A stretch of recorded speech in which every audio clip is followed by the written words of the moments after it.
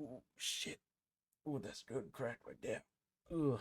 Okay, so today we're going to be making a neuro bass the way I like to do them, or at least the old way of how I like to do them. Now I do them a different way, but that might be a different tutorial for later. So yeah, basically what we're gonna do is we're gonna start off with a saw wave, right? Pretty bane average sounds, not really too much to write home about.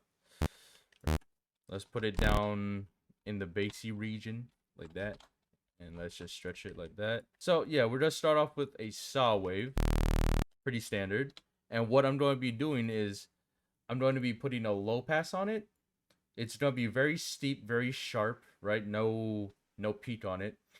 And I'm gonna be putting it around the 100 to 170 range. And what this will do is it will essentially just cut out all the frequencies but leave some in there so that the noise floor will get compressed when we start stacking OTTs on top of it. Usually I like to put 5 OTTs on it, but oh no, I did put 5. Never mind, I can't count. We go from this type of sound to this type of sound. And already that is a pretty gnarly sounding bass. Not gonna lie, I just be doing this type of thing and then just leaving it as is and just throwing it into my beat. I'm pretty sure you guys did notice that type of thing in my most recent song, Vacant City 41, which is on my channel, by the way. You should go check it out. Yeah, I just really like this type of sound. It's very noisy, very gritty. It's very close to the type of sound that I'm looking for, right? Whenever I think of neuro bass. And if you look at the frequency spectrum, you can already see there's like barely any mids in it because of the cut that we did. Because that cuts out all of the mid frequencies, and then when you compress it all the way, right, with OT, it'll bring out the noise on the top, right? Because there's always going to be inherent noise just sitting there at the top, and we're bringing that out with the OTTs. After that, it's either I leave this bass as it is and just roll with it right in the song, or I'll process it even more with like parallel processing, multiband processing through like snap heap and multipass. But sometimes you're not gonna be able to do that, right? Because not everybody has access to snap heap or multipass.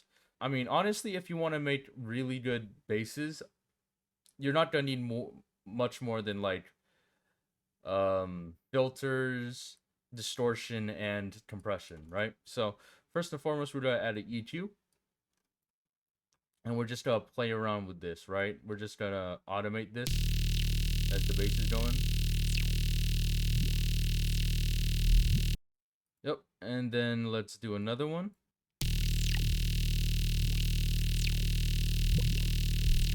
Let's make the Q on this a bit wider. And let's do one more. This time it's gonna be a really wide Q. And we're just gonna do it very slowly like this. So after you got all that filter movement, what you can do is throw that into a distortion and then put a OTT on top of that. The types of sounds you're gonna get is pretty insane, actually.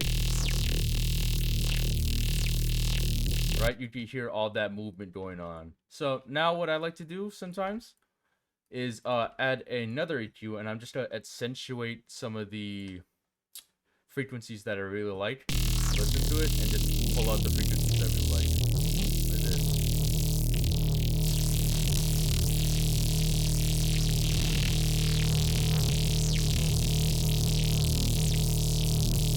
Yeah, we're cutting out a little bit of that mid-range right there. And yeah, I'd say that's a pretty good sound.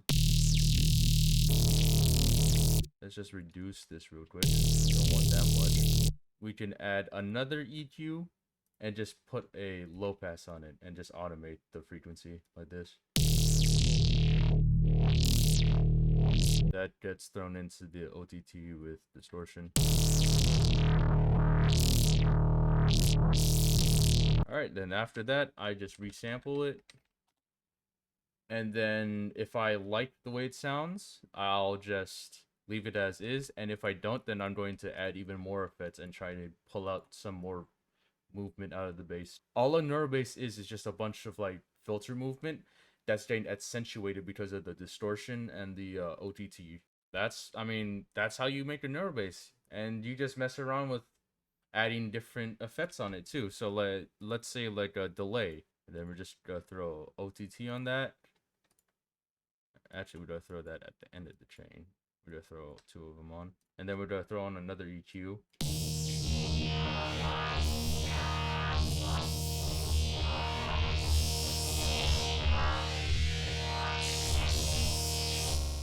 Throw that into a distortion. Oh, no, that's another delay. And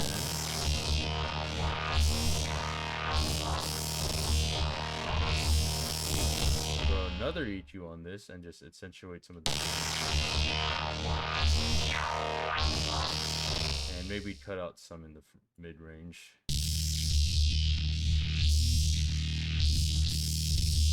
And let's put that before the distortion.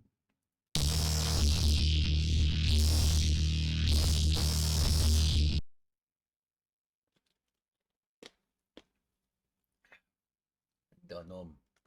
Stay hydrated. Alright, so after you throw a bunch of sounds on it and see what sticks and what doesn't, I mean, you should get some pretty cool results just right off the bat.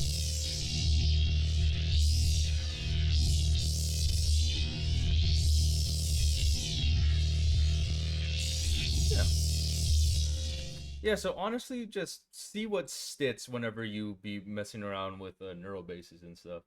Because a lot of this stuff is experimentation. And when it comes to neural bases, that is especially true, right?